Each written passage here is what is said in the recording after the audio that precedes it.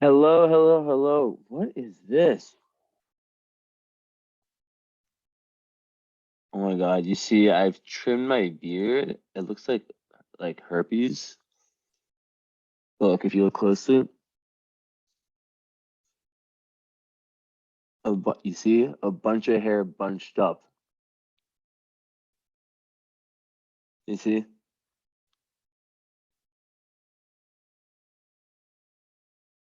That's so weird. On both sides. How the hell does that happen? Okay, well, I need to re-trim. Anyways, welcome to your reading. Let's get right into it. So, I have your chart pulled up. I did not hide your last name, so I must do this task.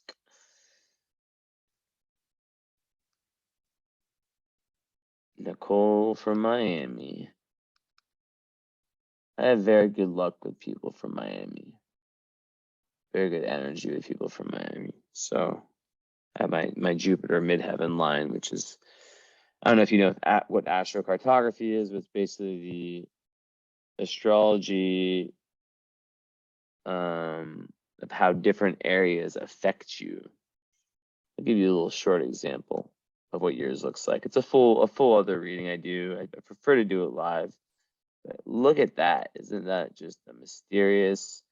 And all these lines represent different planets, and they have implications as to the energies you can expect in these different areas or close to these different lines. So me being a Sag moon and geography freak, I just absolutely love it. And I have one of my best lines right over Miami, which you have a really good line. I have to look at this further, but you have your moon ascendant line over Miami. So just a little free extra astrocartography, but basically, that it's also, but that's also something that you have natally, right? So it's like it doesn't actually change. Astrocartography doesn't change if you stay where you're born. So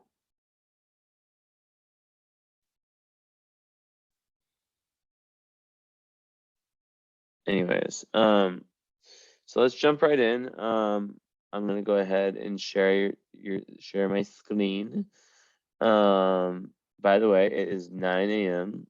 and I am full energy. Got my bubbly water, and I tell people this at the start of my reading sometimes just so they understand me better. I don't like summer. I'm not being a Debbie Downer. I'm just saying, like, you live in Miami. If I was in Miami, oh man, I'd be waking up like in a few hours and hitting the beach. But I live, not next to a beach. And I think the only point of summer when it's so hot in Europe with a heat wave is to be next to water. So, and you as a Pisces, as a fellow Pisces, you understand that that's what matters, and there's nothing worse than sweating and not being able to go outside. Of course, tanning is nice, and I definitely do need to get some sun. I've been getting a good amount of sun, more like 6 o'clock sun. And I'm definitely gonna get some sun next week. Actually, I probably won't because it'll be the music festival. Anyways, let's speak about his chart. So Pisces Sun. So this is a very straightforward chart from what I looked at. But sometimes these sneak up on me. Not many major aspects is basically what I mean by that. But basically, Sun in Pisces in 11th house, Moon in Taurus in the first. That's a sextile of the Moon and the Sun, which means that your yin yang, your masculine, your feminine energies are very in sync with each other. It's one of the best aspects in all of astrology. So typically it speaks to like a very fair balance of between the your feminine and your masculine side. Like I always use the metaphor of like if you were a ship and had two captains, your sun and your moon are both are captain one, captain two, they would both be headed in the same direction and be working well together. And then your ascendant's also the same thing. So all three of them work well together. Then Mars and Gemini, interesting, second house. And very interesting, you have your South Node conjunct your Ascendant. I haven't seen that a lot lately with clients, which is very interesting. Born in 76, okay, so you have Chiron and Jupiter together, and your Venus is somewhere, it's in Aquarius with your Mercury. I literally just had this. Actually, wait, no, it was it that? It was Sun and Mercury. So, okay, the only difficult aspect I see is Sun square Neptune, which for a Pisces isn't going to be as difficult. And then just lots of pleasant aspects. So, yeah, let's jump into this thing. And by the way, I go back and forth between revealing my face and kind of just showing a chart, because sometimes I like to just chill and close my eyes and tune into tune into my intuition, and yeah, that's pretty much it. So 1 second, I'm looking for something. I have a book that I like to have with me in some readings. But anyways, so yeah, Pisces and Taurus, two feminine signs. And also, before I get into that, let me just kind of give it overview. Okay, so then you have Jupiter and Chiron in the 12th house, in Aries in the 12th house, Chiron in Aries. Okay, I just have one of those.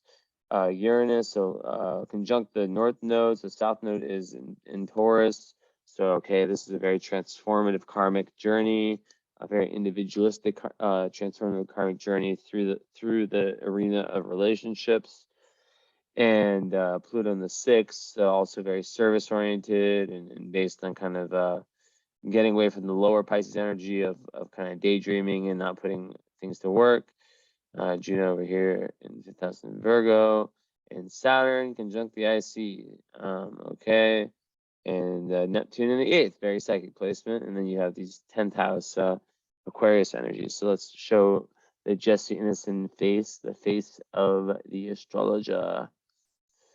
Who looks like he has herpes or a cold sore. It really looks like it. Whatever, I don't care. I'm not Leo rising. I am. But anyways, okay. So with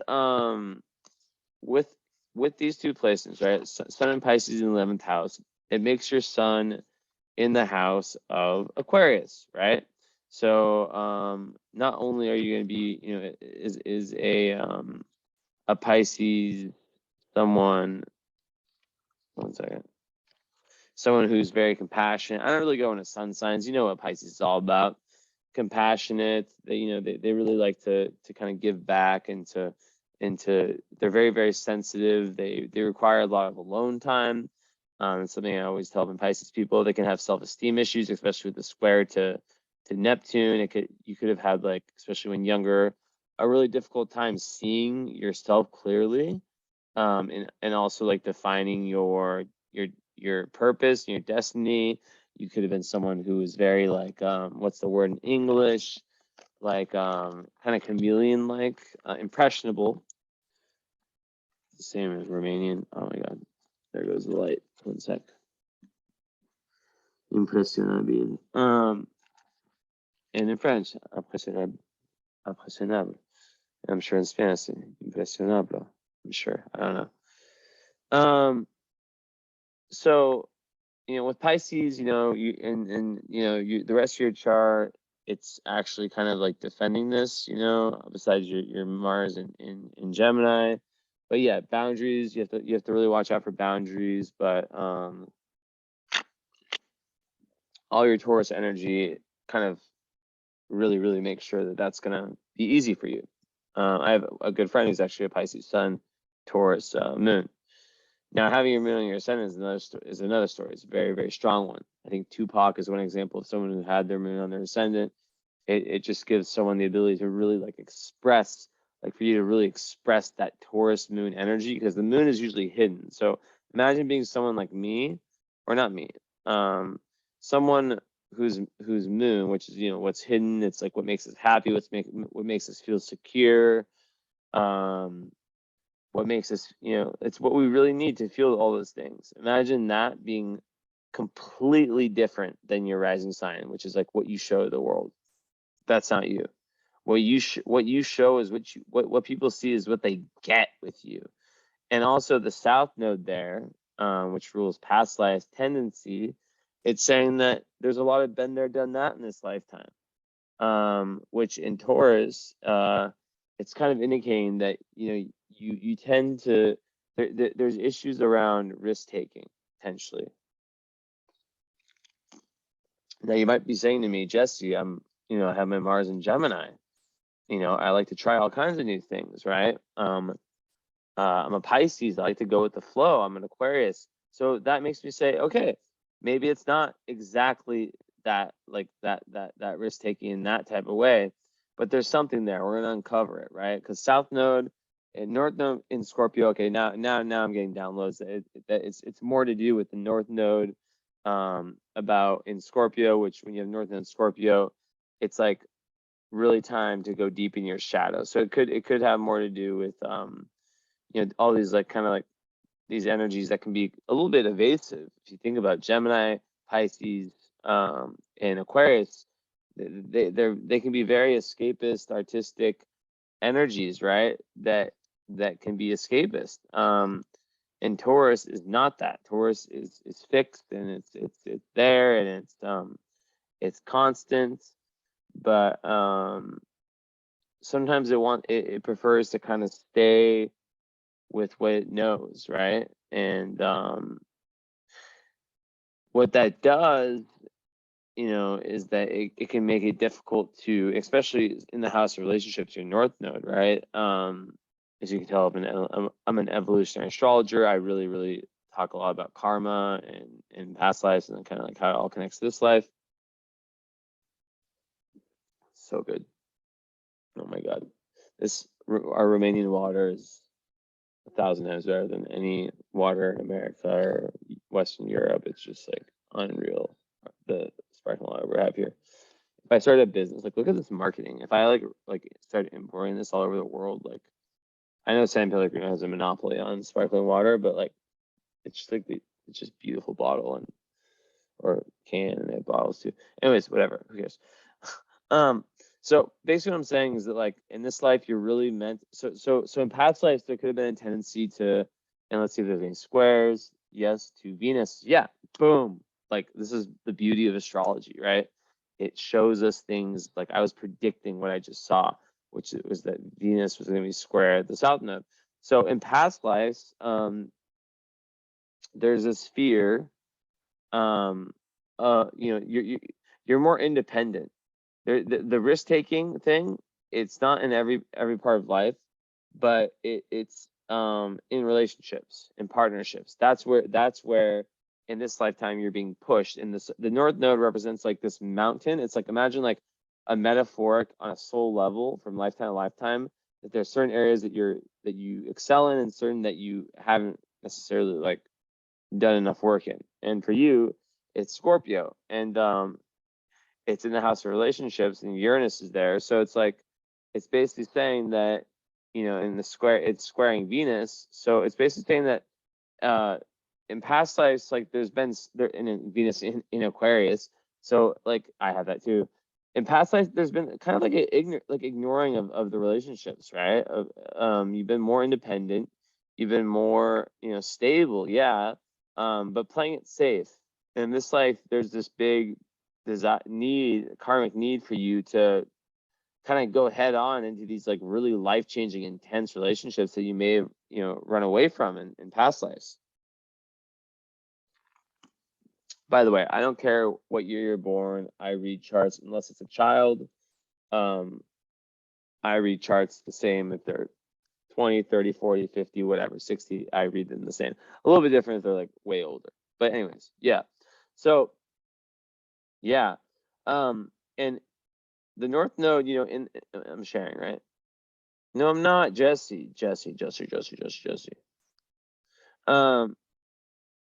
So, okay, the North Node in the 7th house, it's basically showing that you're meant to meet your own shadow, and you've kind of hidden from that because relationships reveal some ugly truths about us, right? Like we don't, the whole zodiacal story that I need to make a video about because I've just made some I've made videos for like in a teaching session, a counseling session, and I gave the whole zodiacal story, my own view of it, and each time I was like, I wish I would have recorded that, but basically it talks about how like when you go around the zodiac, starting from Aries, ending in Pisces, you have a archetypal tale that's very like that every human can relate to, regardless of what signs they have.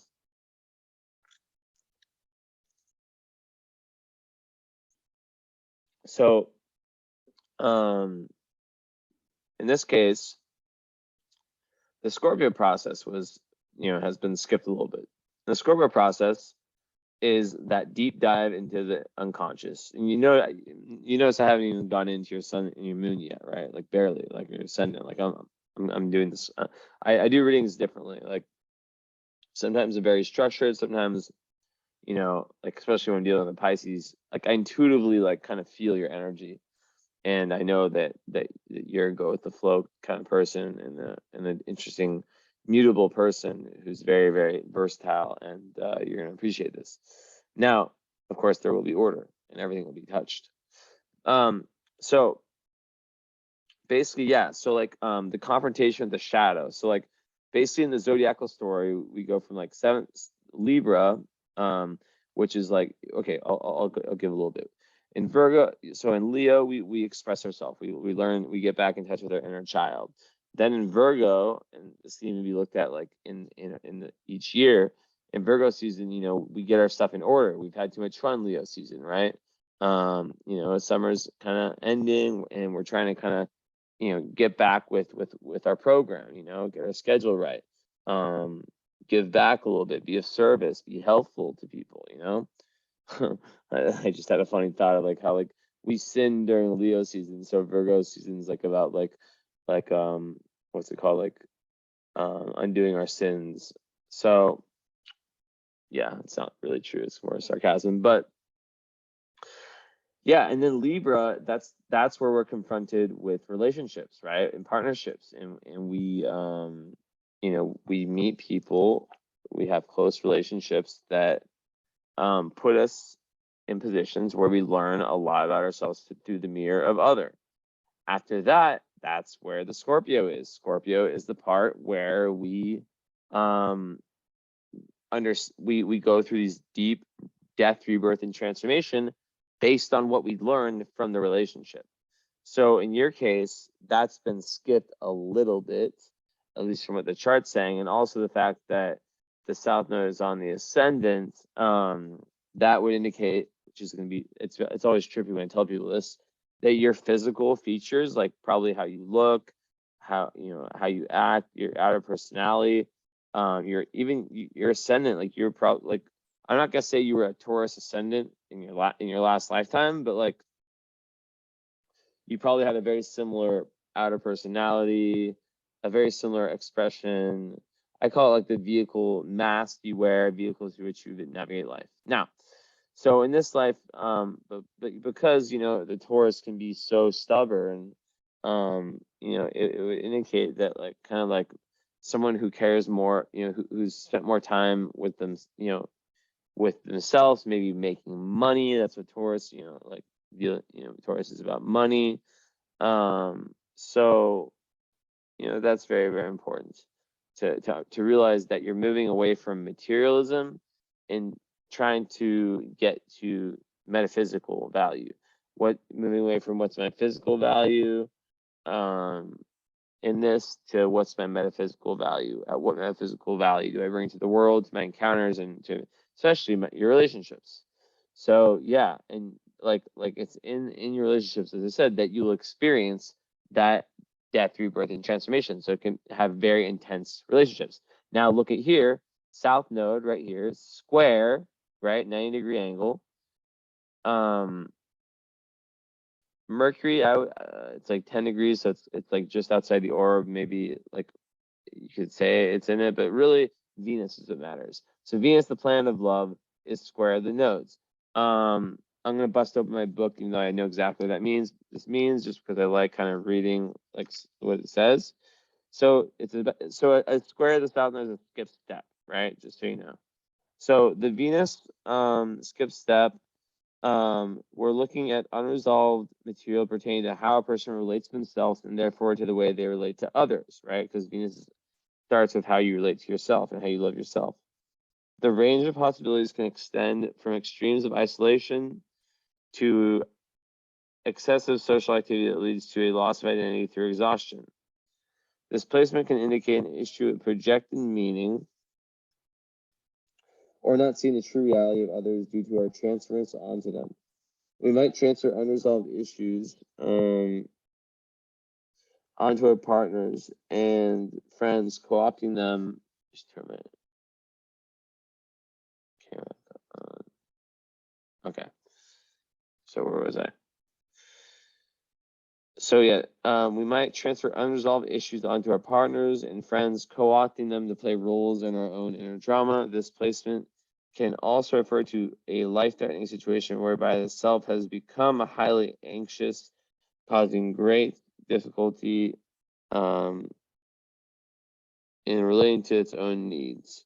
It can indicate a situation whereby the person needs to learn to be alone, to love and accept themselves before being able to meet others on an equal footing.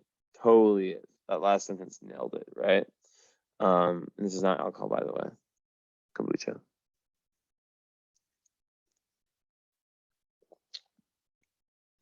So, but I see it, based on your chart as difficult love karma, let's just say. And I have something similar in my chart, so I can relate. It's not a square. Mine's way worse. So yeah, your relationships will be very, very, very, very faded. And they will play a prominent role in your growth. So and while we're on the subject of relationships, having Venus in Aquarius like I do, it makes you like having Uranus in the 7th house, double clue, your second double clue, where it's like the same, like a different part of the placement saying similar thing. It's that your relationships need to give you a ton of freedom. You need to like be in relationships like, which this is what's interesting is that on one end, they need to give you a ton of freedom. You need to be able to still express your individuality and still grow. Like you can't be like, okay, so this is what's really interesting. And I'm so happy you have a follow-up because, and please note this because we need to like talk about this, is that there's a split in your relationship life between the Scorpio archetype and the Aquarius archetype. So these are two very, very different signs. They square each other. And basically, it's like part of you in love wanting this kind of like detached, like individualistic, this love where you have your own space. It's very unconventional. Like Venus and Aquarius people, they're not attracted to like, people like they don't follow like the societal norms. Like I read somewhere once, like if there's one Venus sign that would like date someone in like a wheelchair, like shout out to people in wheelchairs, like nothing, it was just what I read. It would be the Venus and Aquarius just because they love their mind, right? So Venus and Aquarius are very unconventional in what they value. Like for me, I have Mars and Venus there, and I'm like obsessed with like electronic music. I have like tons of passions, but the thing about the things I love is that they're all based on me. I don't give a fuck. Like, and they're usually pretty different in like against like the norms. Like I never follow norms of it, and so it makes you very rebellious with your way of being a creator too. Like everyone has a built-in creative function, and yours is very unconventional, future oriented. Like I always think that the music that I like and I listen to is like the music of the future. It's like ahead of its time.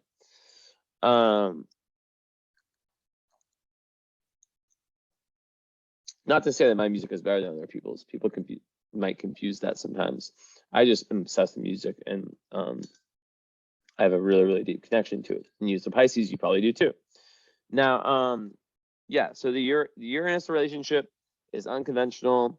You're able to still grow. Like it's like me with my girlfriend right now. Like we sleep in different rooms, my choice. I actually can't sleep with other people. Like it's nothing like, it's like an actual thing. Like I have a sensory deficit disorder, so any little noise or sound. Also, I really like having my own room. I feel like your room is your sacred ground. So that's one side. But then the Scorpio side is like completely about two souls bonding and becoming one. And that's where your North Node is in the 7th house, and that's where your descendant is. So we're like, okay, well, which one is it? Well, it's a mix of both. Um, you can have a relationship that at the same time is very intense, also super sexual, super passionate. There's, definitely drama also, and it pushes you to your shadow. And then through that shadow, you're able to kind of explore and grow, right? You can have that while also having, your own space and not being like the codependent couple that just like, because like in a relationship, I don't know if you're in one. If you are, I highly suggest, if you haven't already, one day getting a compatibility reading, because it can be life changing. I do those. I absolutely love doing them. They take me a while. It's my hardest reading. That's why it's my most expensive, because like I literally researched. That's the only, like I literally pulled your chart. Actually, I did look at your chart a little bit, because I was trying to decide which chart to do next. I was like, I like Nicole's. That reading, I really go in. Like I take notes. Like this is not Jesse stuff. I've said my name a weird amount of times. I usually never say my name. But this is not stuff that I do. But I take notes. I really like research it. So I would like recommend that. For some reason, I felt like saying that. And just because of I know why, because of all this relationship stuff, and how it's like a very, it's a very specific type of person. So I'd be very curious of like, if you're in a relationship, kind of the energy's there. But what happens is that when you're in a relationship with anyone, right? Like not just romantic, there's a third chart that's formed. It's like, imagine the two charts come together, and based on their midpoints, they create a composite chart, right? And the composite chart, when people are too codependent, this is something I come up, a lot of the things I say in my readings are things that I come up with on my own. Like I don't like read them, like some stuff I read, but like a lot of this stuff is like things that I just like I don't know if they're downloads or they're things that I like taught myself in some weird way. Maybe I'm just remembering past lives. But yeah, like 1 second. I need to take a sip.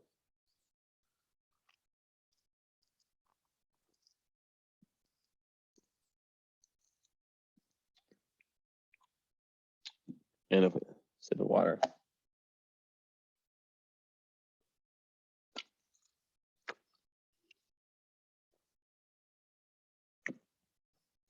But yeah, like what was I just saying? I was shit. I lose myself in tangents. It always comes back though. But yeah, so like overall, like these intense life-changing relationships, soul bonding, two souls becoming one.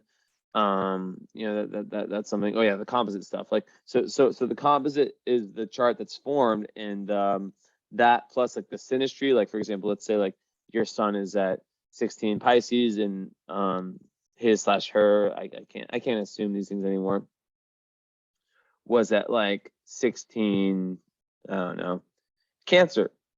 You guys would have sun trine sun, and you do that, the synastry. But the composite, the main point of me explaining this is like, I don't know why I talk about synastry. The composite is like, that's the energy that's formed. So when you're with that person, that is what, like, yeah, you stay yourself, but that is the energy that dominates. Like I feel this with my girlfriend sometimes, because we have so much Capricorn and neither of us have any earth in our chart, which is kind of one of the reasons why we have to like give each other space and kind of do our own thing sometimes, even though we love each other, is because when you have so much Capricorn in a composite chart, it's a very heavy karmic energy. It can lead to fights. It can lead to like, kind of stagnancy. Also yeah. So like it's better for us to kind of, like, she's leaving tomorrow for a few days, which like, is a very, very good thing, right? Because then it kind of renews relationship, which I believe is like the next level Aquarian relationship, is where both people can be okay with not seeing each other for some time and not being like super clingy and understanding the other person's not doing anything bad. So yeah, I mean, I'm probably not gonna leave my apartment because my key got stuck in the goddamn door, and I have to fucking have my handyman come and fix it, which is probably text now. So in essence, maybe I will text them. But it's weird that I'm up at 9:33 a.m. I don't give a shit. In essence, like when you spend too much time in the composite, you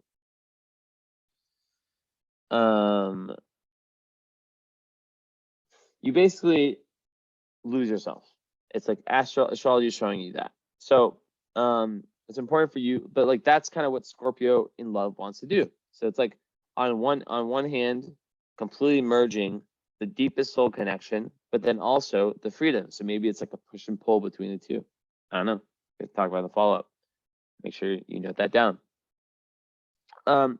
So kind of going back to some other stuff, the sun and Pisces, about that 11th house. You're very, very, group and friend oriented.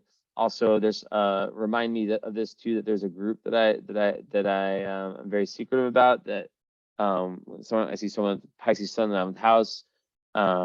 Just remind me the keyword I told you about a group that you might want to join. So that's very interesting. And yeah, that sextile with the moon is just brilliant. It's very good for the smooth fusion between the feminine and the masculine. And it just, I already gave the metaphor, right? It gives a very charming, exciting nature.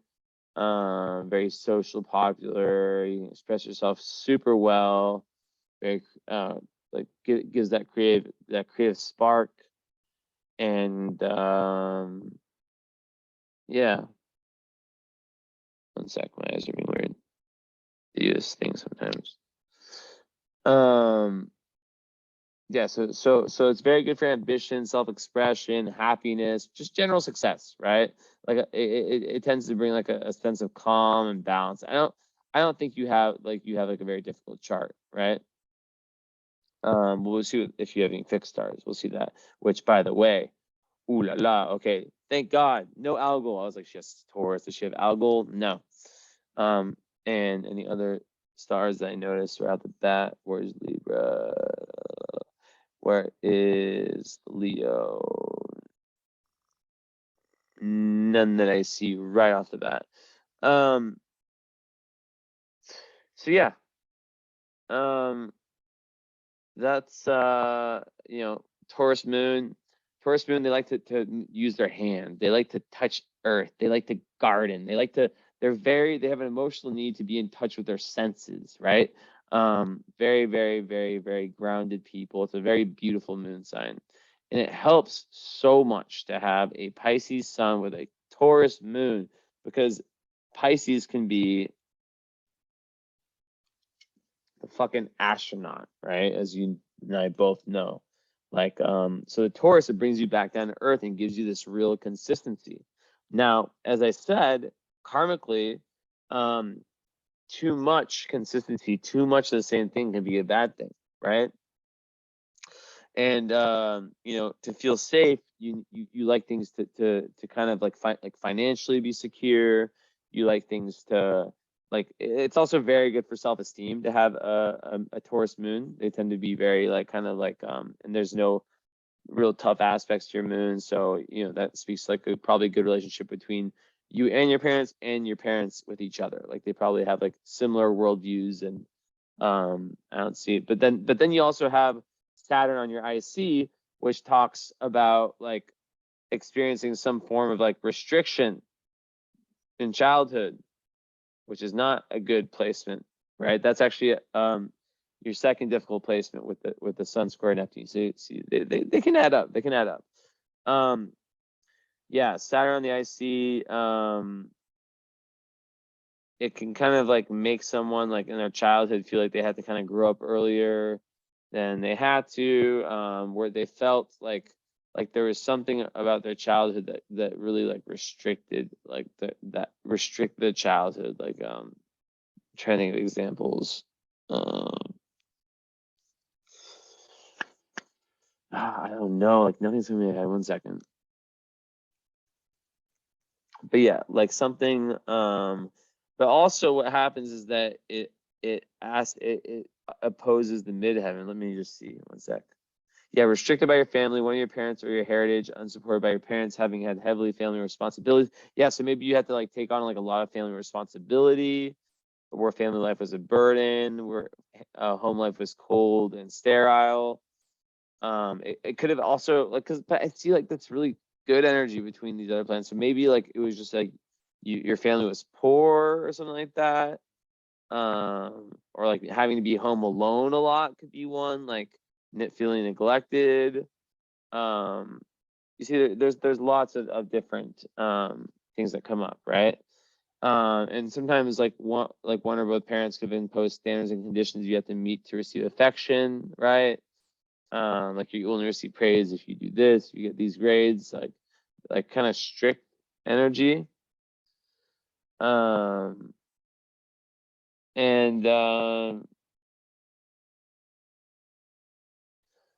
yeah, so putting in the effort to make family life work, working hard to establish your own inner sense of security and belonging is important. Putting in effort to make family life work, putting in the effort to get in touch with your roots. So also this could be ancestry stuff, right? Like it could also be like, a lot of my clients are people who are the ones who are the chosen ones, the 144,000 light workers, whatever it is. Like, they're the ones who are meant to like break like a deep seated family cycle, karmic difficult cycle.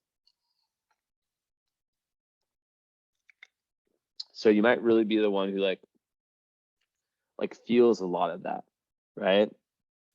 And you may have felt like judged in your childhood, and maybe your parents like kind of like put like lots of like expectations into you, lots of like kind of trying to like push you to live up to what they were not able to live up to.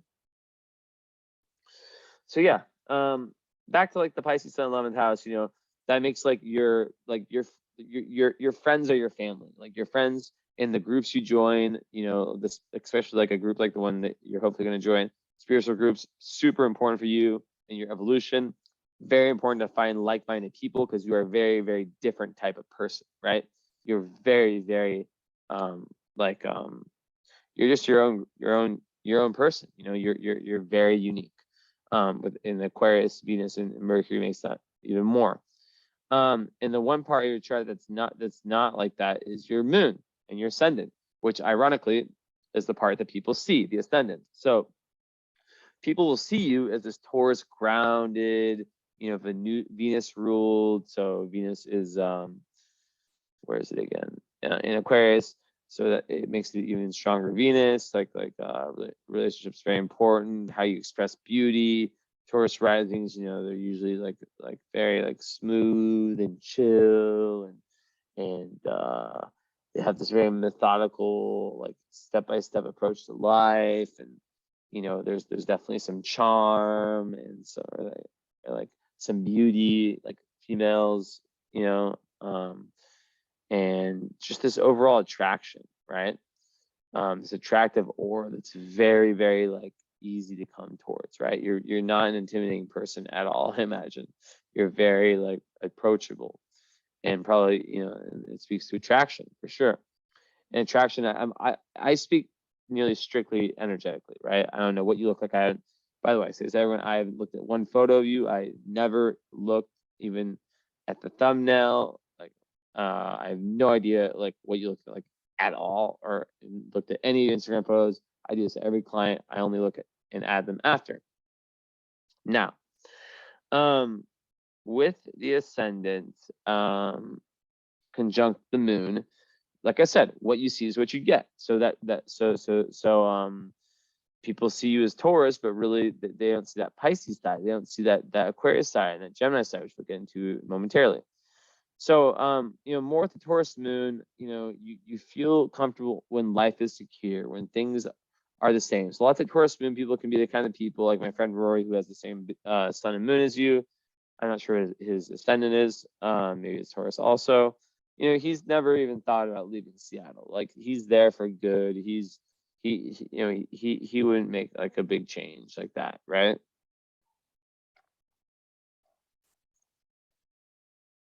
Keeps the same friends he's had his whole life. Works a consistent job, even though he's like between jobs. It's just, that's kind of the energy, right? It's like not really wanting to take risks because you have things so nice that you're like, shit. Like, for example, me moving to Romania, if I would never do that with a Taurus moon, right?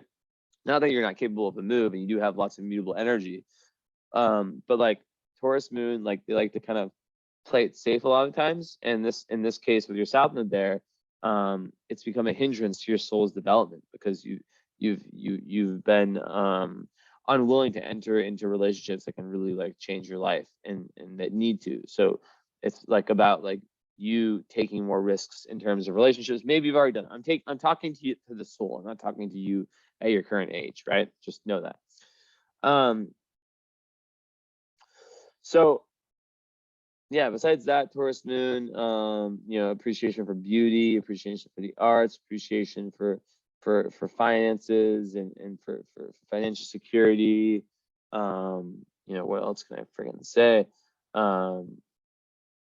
There's like, it's really, really good for meeting your own emotional needs. Like I'd say, like most people say, the two, I don't use best or worst, the two easiest placements for the moon is Cancer and Taurus, because you're able to meet your own emotional needs. And if not, find other people who can help you. And especially with your ascendant, you're able to be vocal about it, right? And you like to have, like steady routines, even though you're a Pisces. So that kind of like Pisces is way more go with the flow, very dreamy. So the Taurus adds kind of the steadiness, this ability to kind of like get from point A to point B, create structures in your life that can allow that Piscean imagination, which maybe you're an artist with Venus in the 12th house, who knows, to actually completely flourish, as opposed to if you were like a triple Pisces, where you'd be just like in the sky all the time. Also, one thing with Pisces is that they have to watch out for the people they hang out with and the environments they live in. They like the Pisces are known to disappear. You need to disappear. That's something you need, especially square Neptune. You are the ultimate empath, almost to like a degree where it might be, what the heck? Why did that just turn off? Almost to a degree where it can be problematic, right? Because you can take on so much energy from the people around you. So if you're like in a healing profession or something like that, or just in general, it can be very, very difficult. And you really need to learn techniques to kind of like cleanse your energy and protect your energy. And you'll be very affected. So that's why I would recommend an astrocartography reading at some point unless you're like super happy in Miami, then don't get it, because it is a good energy for you there. But I don't know. I think Miami's awesome. I fucking love Miami. I've never been there, but I fucking love it. And my new podcast partner Patsy's from there, and I have my Jupiter line over there. So I mean, I'm a fan of Miami right now. And yeah, I mean, I would say it's the best city in the U.S., right? So that or New York. So why leave? Probably Miami's best right now.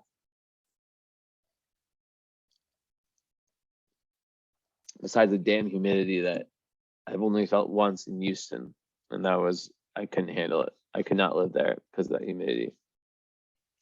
I can't stand sweating. Imagine me there. Oh my God. So yeah, Taurus moon, they like the known rather than the unknown, and they can indulge in overeating, over like hedonism. But they're very practical people, right? So yeah, like sins to the flesh.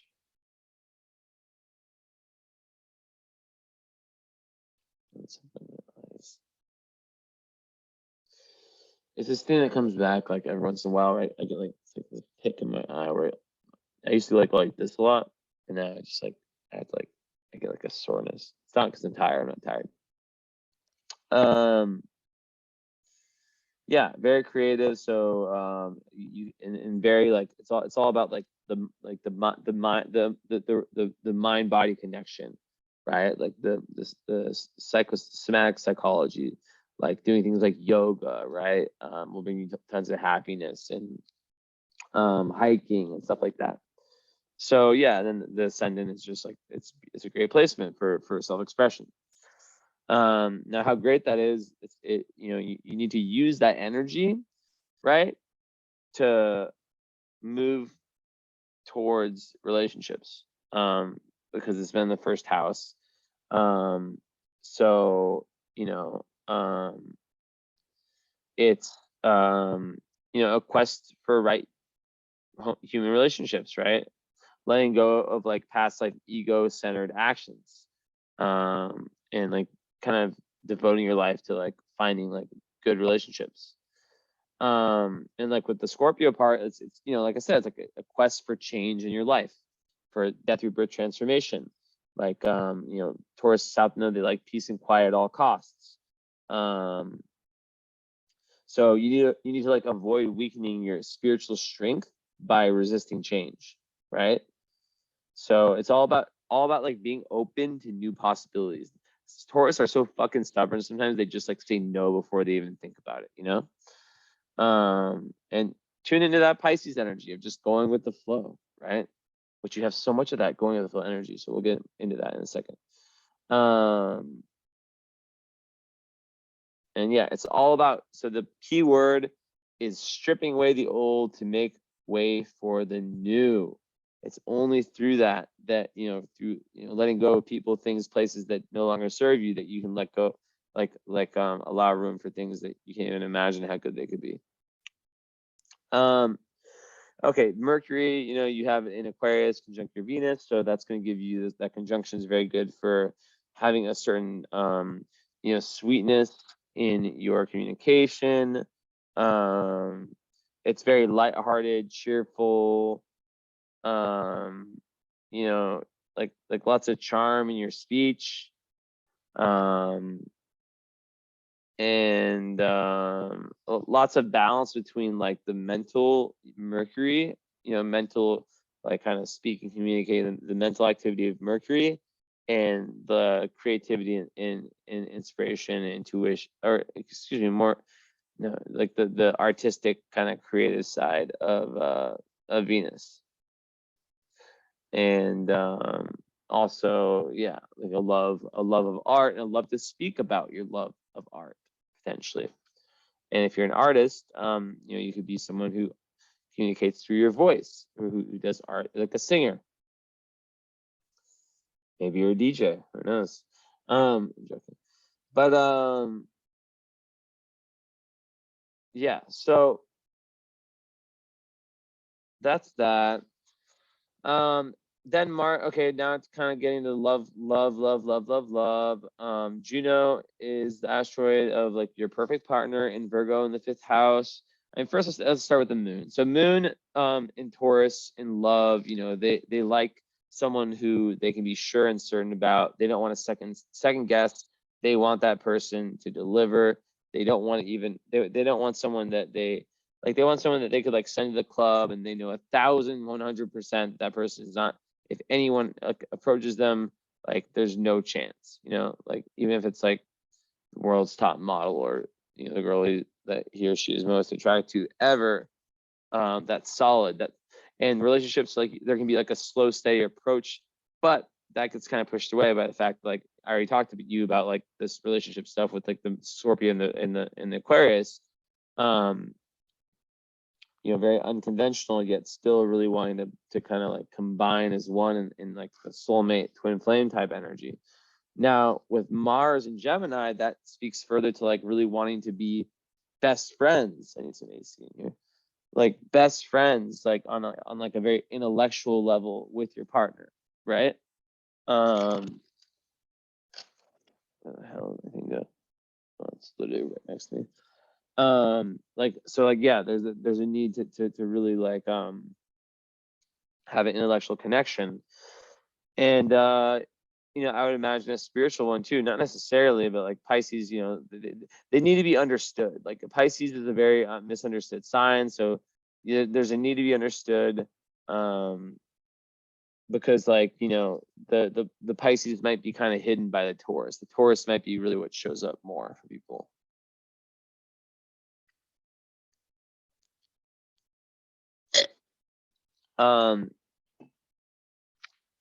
So yeah, it's interesting. I'm very curious about like how that Saturn IC stuff played out, because like the rest of the chart is like not bad at all for childhood and just life in general. So Mars and Gemini also, they are the best arguers. Their weapons are their words. They tend to really, really like to like read and digest all kinds of media. They like to talk a lot.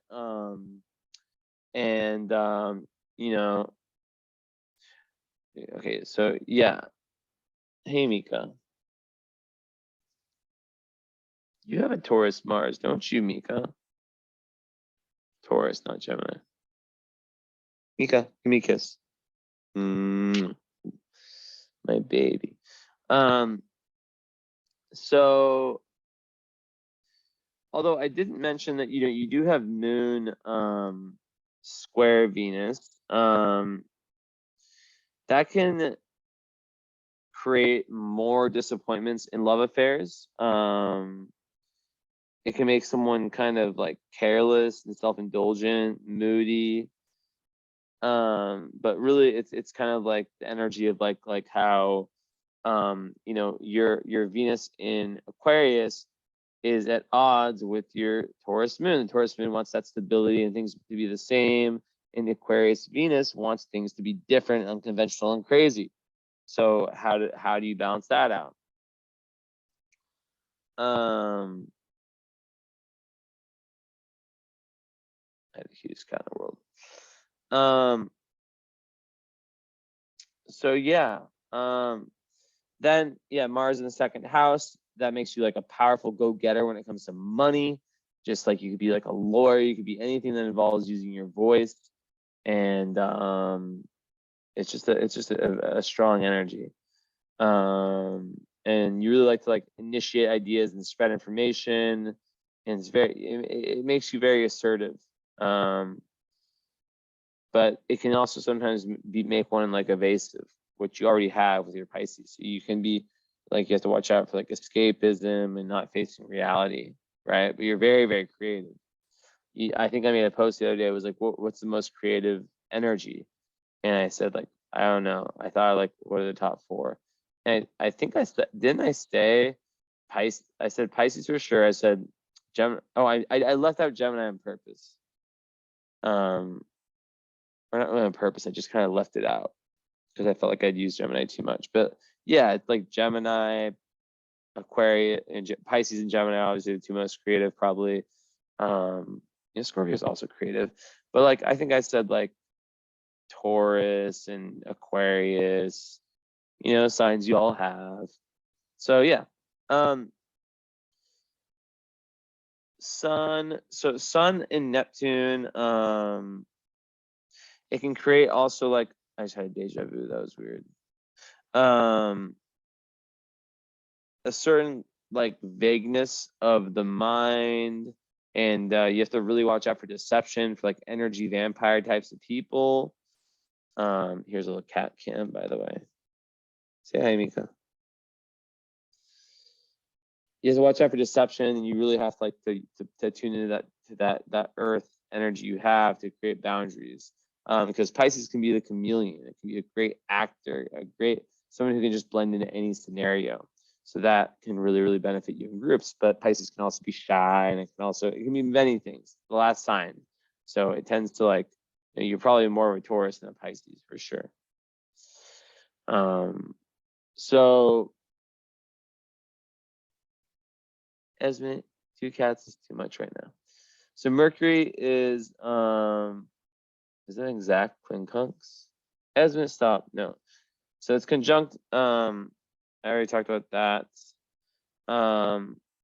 It's also trining Mars and Jupiter. So that is adding like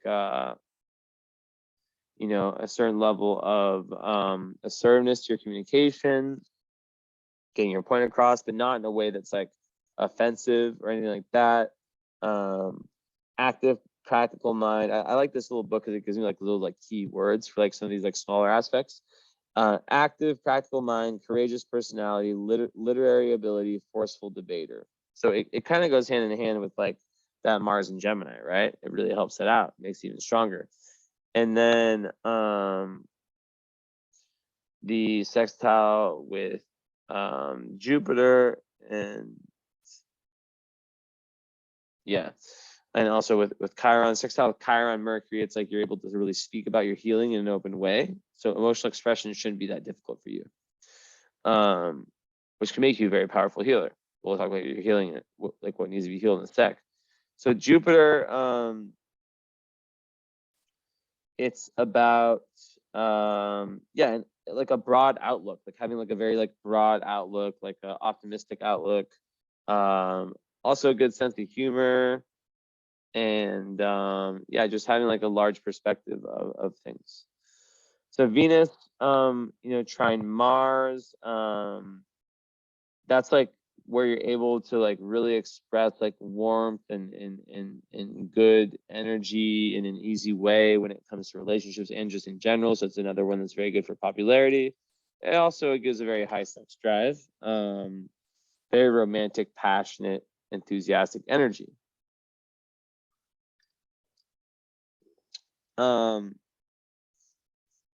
So yeah, straightforward. And then Chiron also, sextile Mars, you're able to move forward towards your healing journey, which I'll talk about next. Chiron and Aries in 12th house in a very kind of practical way. But yeah, Mars and Gemini, it's like kind of the social butterfly energy. It really makes you kind of want to go with the flow in life, you know, and just go. And it's very different than the Taurus part of you. So I'm happy to follow up because you have a major split in psychology. You know, the split is where there's two parts. There's the Taurus part, and then there's the rest, like the Pisces, Aquarius, Gemini, right? The more go with the flow, like eccentric, and then the more traditional. So I'm curious how that all adds up. Okay, so when you have, so first of all, I want to say that your Chiron in Aries is conjunct Jupiter. So that's already like a major healer energy. Someone who like, yeah, there's like Chiron Aries by itself has to do with like pain around like your sense of being able to fully express yourself. Like your sense of being having been violated in some way, right? In terms of like your self-assertion. And sometimes people overcompensate by trying to be too good at everything. And in the 12th house, that speaks of like deeply buried wounds. Then yeah, like which with the Saturn on the IC could make sense. Spiritual wounds, you know, you maybe like there may be like fears of like of spirits or of you know, what you can't see, what you can't control. But I'm here to tell you the great news that Jupiter in 12th house, which I also have too, it gives you protection when you're asleep, and it gives you just overall spiritual protection. So Chiron in 12th house, you know, it pushes you to explore like the depths of like the human, you know, the collective unconscious and of your own like kind of hidden pain, and then it can make you like a spiritual healer, like because it can be that catalyst that leads you to that. And yeah, Jupiter in Aries, you know, obviously it's just very, very good leader, someone who's like very freedom loving, who's very spontaneous, who is very pioneering, and you know, who can yeah, really go after like truth in a very like a kind of assertive way. And conjunct Chiron, it's just like, you know, you have lots of perspective around your own pain, and you have this like flashlight this like a metaphoric flashlight to be able to see it and understand it and heal it. Now, Black Moon Lilith is also in that house in Aries. So Black Moon Lilith is not a planet. It is a potential of you at your lowest vibe. And in that scenario, it has to do with like kind of bully energy potentially, or just like being a little bit childish potentially, not giving other people their turn, like trying to overcompensate for like that Chiron energy, as I said before, right? Like that's kind of the lower energy of Aries. Yeah, it's kind of like bully, right? So yeah, one second.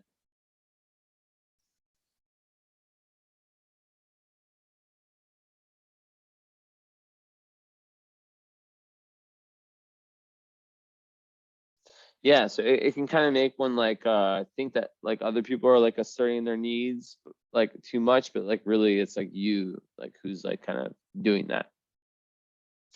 But you don't have like any fire in your chart, so I would think it has more to do with like like this potential for being kind of, yeah, I mean low Aries is bully energy. It's like kind of, but I don't feel like I intuitively I don't feel that one. That one didn't really stick with me. I'm surprised you have this sign. So there can also be like a fear of being unworthy, where you like judge your performance and achievements and struggles in a way that's you cling on to those too much for your self-esteem. And there's like a lack of self-esteem that can stem from the idea that you need to achieve a lot to be loved, and achieve more than others, and that's like all you can do to like really be worthy of happiness and love. So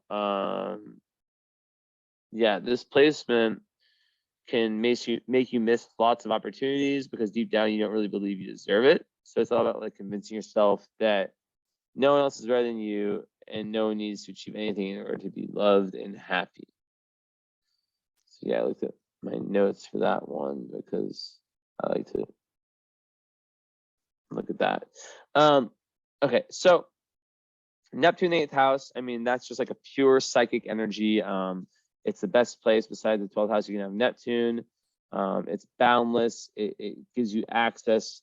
You're able to really feel at one with others and really transcend daily life and have this really spiritual backbone. Very like interested in metaphysical pursuits, and like very like able to like sense like the emotional or the spiritual energetic kind of undercurrents in situations. So yeah, it's a really strong placement. Uranus in the 7th house, I already talked about that. It's like you also have to watch out the Uranus in the 7th house. Like people who have that sometimes can go through divorces or have multiple marriages, and just like really like needing that freedom and not being in like relationships that limit your individuality, right?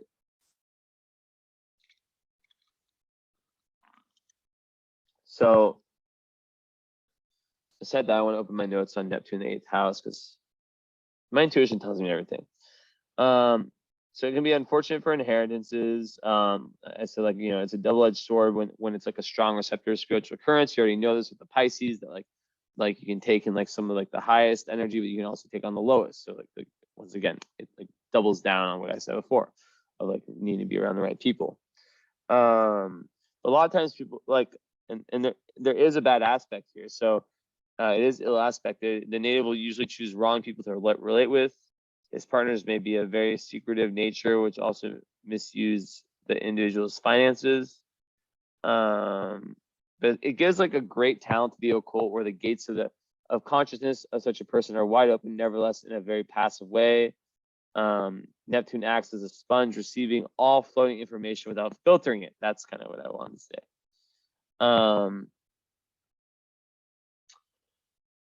And this can lead to delusions and fantasies, as the individual will not have the ability to see what is true and what is in his imagination.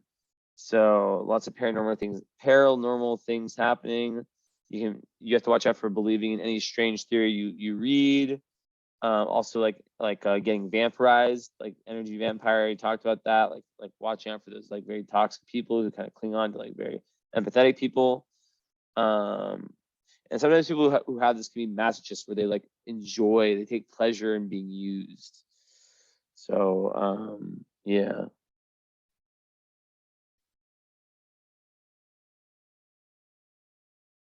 Okay.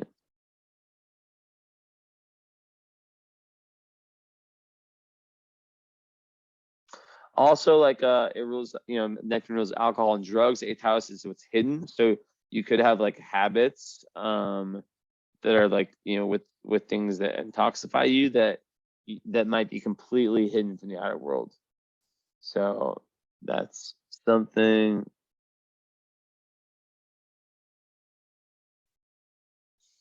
And yeah, that's pretty much.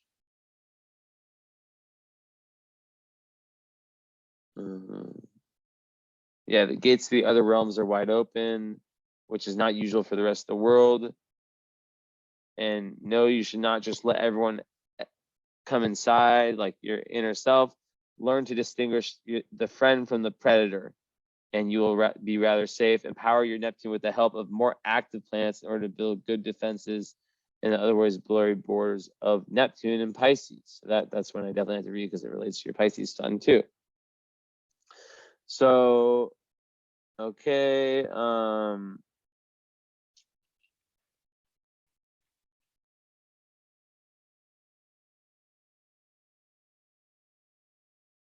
Yeah, like you're spiritually protected. So like really, like you have a lot of like the indicators in some of those things I wrote are like the most spiritual, like indicators, like a very high spiritual person.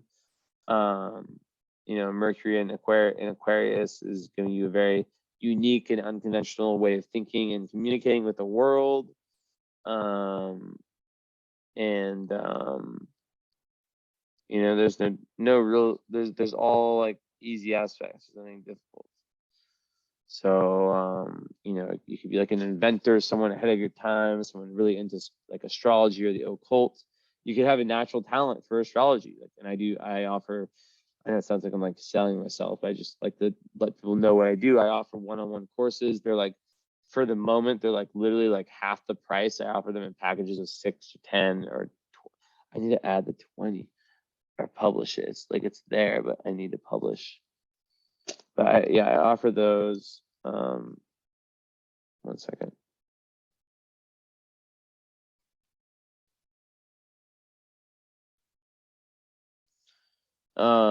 And someone like yourself would be like a natural at astrology, and like I mean that 100,000, 50,000, million%. So yeah, that is this, and this is that. Vertex. So Pluto in the 6th house. I always bust out my Pluto book. I know what it means. Like basically, like you're meant to kind of in this life also like really be of service. Like your daily routine plays a large role in your life. Also, I have to say with Pluto in the 6th house, like you have to really be careful with your health. Like eat healthy. It's like very, very important for you to take care of yourself, and to recognize the power of the relationship between body and mind, right? Spirit, like yeah, understand like the psychosomatic and yeah. So what I wrote is that there's a transition point. Okay. Now the need arises to return to level ground and to reevaluate the self through fundamental reexamination. This Pluto seeks a reassessment of the self's drive to continuously authenticate itself, and instead seeks to deconstruct the self to place it at the service of others or of useful work. In this way, a profound humility is sought as the ego bows to larger forces and to a proper assessment of self and the environment. This is all done so that the will can accept the other in relationships and also not be so self-centered like Pluto is in the 5th house. The question goes from how can I be special to how can I be useful? So yeah, vertex is also there. So like that's kind of more energy, like your kind of your doorway to higher awareness can be through service. Also, vertex in Libra, that's like your ascendant in love. So you'll come off as a very harmonious and calm and soothing partner who can really see the beauty in the other. You have to watch out for being like a little bit overly passive in relationships and watch out for codependency. And then yeah, Juno, your ideal mate, it's Virgo 5th house, someone who's very, very dependable, but who also has like that touch of inner child within them, who knows how to have fun, but also going back to like your Taurus moon, they trine each other, someone who like the whole foundation thing. I always give the metaphor of like when you build a skyscraper, it takes the most time to build like the foundation, right? And that's kind of how it is for you in relationships. So you want someone who's proud of their career, who's not necessarily career, who's organized, who can be relied upon, and who just gets you, right? And Virgos can be very, very healing and good partners for Pisces because it's the opposite sign. So yeah, what else? Can you part of fortune in the 3rd house, in Cancer. So your flow state, like where you'll really find lots of joy, and it's also very good for siblings, is communicating in relationships, which goes back to the North Node, and learning to think clearly and really develop that higher mind, that higher philosophy.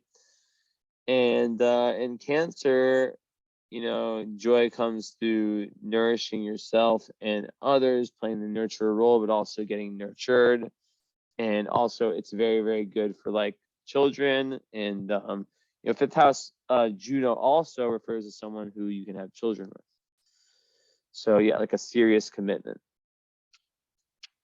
All right, now let's bust open. I've gone over everything. Midheaven, I have not gone over that. It's in Aquarius, so it's ruled by Uranus in the 7th house. I see a lot of clients, like you might be someone who is like a psychologist or someone who's working with clients, or just someone who their career, like their dharma is really like based on making the world a better place, humanitarianism. So yeah, you really want to be like very original in your chosen profession. And sorry, is that thing again? I have to go like this literally, and it goes away. And it can also make you have like a very unconventional career path where you want to make like a big contribution to humanity. And also key, you can have multiple careers, and that's another Mars and Gemini thing, like where you have like the hobby and then the career, and the hobby like the thing that you're really passionate about, and then there's the thing that pays the bills, and then eventually you're trying to get that passion / hobby to become the one that pays the bills also, or like 50-50. But also yeah, like midheaven in Aquarius can definitely like change careers. And with the ruler in the 7th house, there can be something related to the business partners, or maybe even like clients, like this kind of relationship, this client relationship. So that can be something that is prominent, like helping couples fix their issues, and something like that. Or it's just something completely business oriented where you work one-on-one with people in these kind of relationships. So let's see if there's any important fixed stars real quick.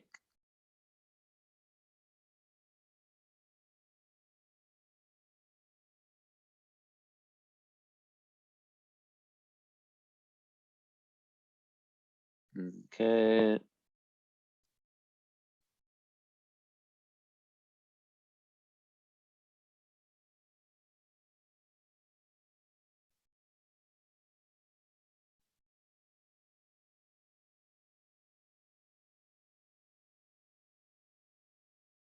So none so far. Let's click my other one.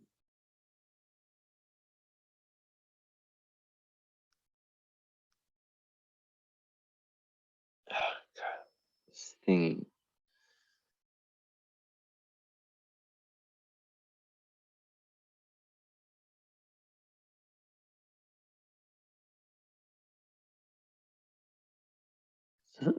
Maybe it's a kombucha. Maybe there's something in there that, like, I don't know.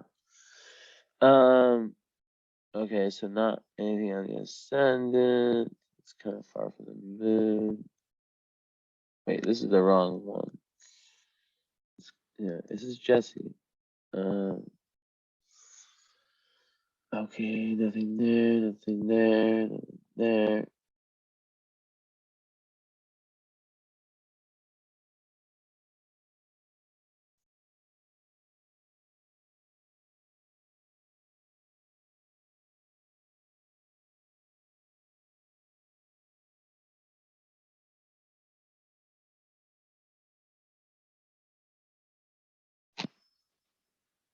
I know what it is. It's the brightness. My FLUX is not on. That's why. Duh, reduce eye strain. There he goes. Much more chill. Oh my God. And turn the brightness. Still need to be able to see it. Oh my God, it's so much more chill.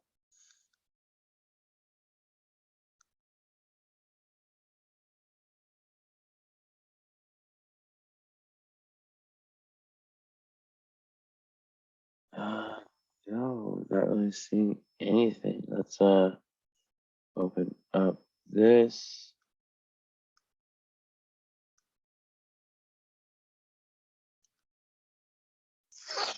Let's start at Aries.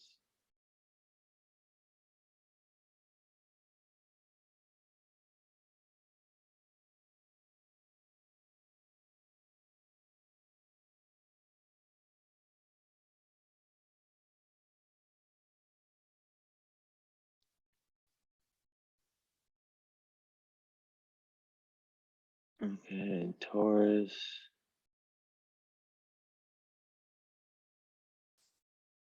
Nothing. 27.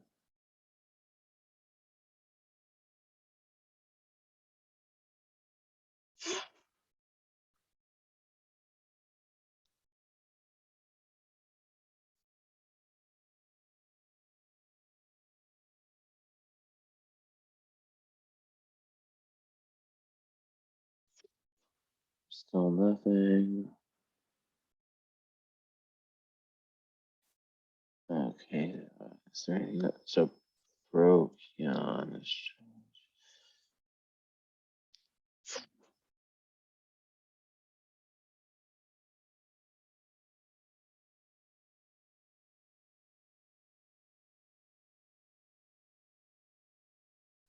Okay, so you have the one fixed star I saw is Procyon conjunct your Saturn. And what I read here is good judgment, high position of trust, often in connection with land. It's kind of like an older like definition. Like you could relate that to like real estate or business. Maybe adopted by aged couple from a good with a good inheritance obtained, benefits from elderly people, good health, domestic harmony, marriage to one of higher station. So what's interesting is I saw the Neptune 8th house. So if there ever is something to do with inheritance, you have to really like be careful, like get the best lawyers, like really manifest like to make sure, or even like a divorce, or like anything like that, like legal, you have to really like watch out for who you hire because you can get like swindler lawyers that are like with a Neptune there. Okay, descendant.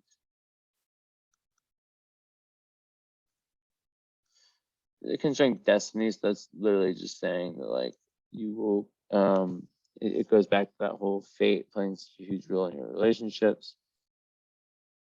No, last one.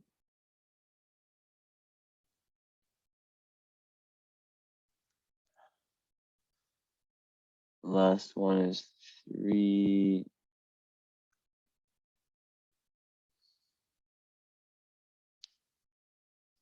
So why, like the FLUX, like why does it not go away? Why does it go away? Maybe I need to open another tab.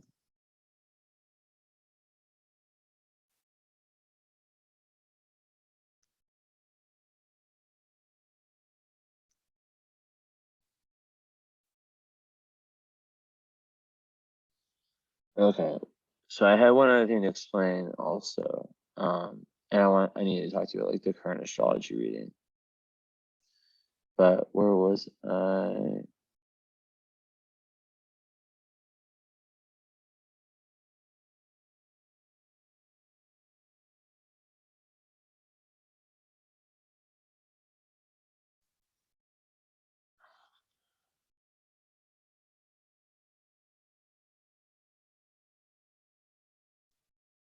Okay, so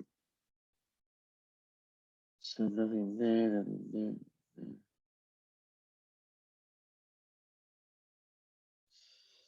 Okay, so yeah, let's just get rid of all of these. So yeah, overall, very interesting chart. I look forward to the follow-up. I want to say a few things. Obviously, we'll have our follow-up to kind of discuss, and but I'm just kind of telling you how things normally work with my average client. They get this reading with the follow-up. We have the follow-up. Some people like to have the follow-up, especially these days when I'm like booked. They like to do like the follow-up and the current astrology. So this reading you get done once in your life. I refer to it as like the karmic book of your life, the hand you were dealt, right? That's why like you get read once and it's not changing throughout your life. Current astrology is always changing. So you could have a transit, and I use like that's like affecting your chart, like such an intense transit that like lasts such a long time that makes you feel like something that's like not in your birth chart reading. Like I've had people who it was only after getting the current astrology reading, which is completely different than this, right? And I'll give you like a massive reduction for that if you end up booking that one. And I'm just telling you this now because because I've been like a lot, my demand has been a lot higher. I've been scheduling and it's been very successful. The follow-up followed by the current astrology reading, which takes between 1 and 2 hours live. We go over solar return, which is like the chart of the new year for you, right? So like literally there's a new chart based on when the sun returns to its exact position based on where you were on your birthday, for this one and the next one, because it's March. And then progressions, I'm not going to explain what that is, but it just kind of like the progressed moon especially is very important. I actually have my progressed sun moving into Taurus tomorrow. That happens once every 30 years. And it's today, actually. It's probably like right now. It's just crazy. And then house ingress, like what house the outer planets are in, like for example, you have Uranus in your first house, conjunct your ascendant and your moon. See that's something that like you need to know about, right? It's like what does it mean to have transit Uranus conjunct ascendant and moon? Like that's massive, and I have to kind of look at it and like with all of the other stuff going on. So besides that, I look at a little bit of solar arc. Also annual perfections. Basically, it means that like you're like I'll show you. Like based on your age, you go one sign. Like this is when you're like like you move each year you move to a different house and the ruler of that house. So I'll give you me as an example, right? Actually, I'm just gonna give a random example because I can't calculate how old you are. I can try in my head, but sometimes I'm wrong about this stuff. For wait, does it say 6? Okay, so 24 plus 2. So yeah, like 46. So 46, let's do this. I'll show you just an example. And like, and it gets way deeper. I'm just trying to like tell you that like this is like what I recommend. Astrology is so sacred that I always recommend getting the natal and then getting the current astrology if you can once a year. That's honestly like the best way to do it. I'm not someone that like reminds clients like, hey, it's your birthday. You want to get your solar return. Of course, I could do that. But I'm not in this for profits. I'm in this to help people. And I feel like if they really resonate with me, then they're gonna come back. They're gonna message me, once a year and do that reading. So I'm gonna show you something very interesting. So yeah, this is an ancient Hellenistic technique. I have tons of like predictive astrology techniques that and overall it's also like I have 2 master's degrees in psychology. So like that session, like I do counseling too, but like that session, like we're really like the follow-up, we're comparing your lived experience with like the reading, but then in the current astrology, we're comparing like your current lived experience, like this current chapter. That's what that one is. It's live, like I said. So we're having a conversation. So this is the annual perfection wheel. Don't worry, it's not complicated at all. What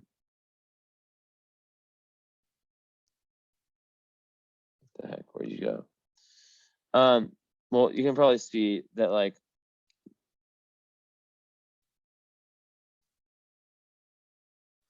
basically like these are the different years. So what I said you're 36. So that is a very, wait, no, I said 46, right? Yeah, I think so. Whatever. Regardless, 46, you'd be in the 10th house, right? Because you see, like it goes around like 1, 2, 3, 4, 5, 6, 7, 8, 9, 10, 11. And then, at 12, you go back to the first house, start a new cycle. And it just keeps going. And at 46, you're in the 10th house. So the 10th house, like we go back to your chart and we say, okay, what rules the 10th house in your chart based on whole signs? It's Aquarius, which in traditional, because this uses traditional astrology, is Saturn. So then your time lord, what would be called for the year, would be Saturn. So matters of career would be very important, but we'd also look at your Saturn and realize that everything related to like the early childhood, any wounds from there, like that are holding you back from manifesting your full career would be like the emphasis. And then the next year, starting on your birthday, would be the house of Pisces, with your sun in it, a very a year, a very important year, right? So that's just an example. So anyways, thank you very much. I something about your energy, like it really made me want to do your chart. I have no idea what you look like, how you talk, like I know nothing about you, but I feel very comfortable with you. I'm just being honest. It's probably because of like what I felt in your chart. Like I feel I feel someone's energy through their chart. It's kind of weird. I'm getting like more and more like it's not even like good at it. It's just like it just happens. Like I feel it's hard to explain. It's some Pisces shit, which you probably can understand. So anyways, talk soon. For scheduling, message me when you're ready. A lot of people watch this multiple times, take notes, and we have a follow-up session. I'll be booked up until like next weekend is Untold Festival. It's like my biggest like holiday. It's Thursday, Friday, Saturday, Sunday. Monday, I'm like complete recovery. My whole body, mind, and soul is broken for a day. And I'm just joking, but like, yeah, basically. But that week I still have some slots. But take your time. Some people like there's no expiration date. Like, so let me know when you're ready. But if you do want to do the current astrology, with like in the same day, which I recommend, let me know, and then I'll set aside an entire night where you'll be the only person that I have a session with, because I really like to really devote everything I have to that reading because it's so important. Anyways, thank you so much. I appreciate it, and talk soon.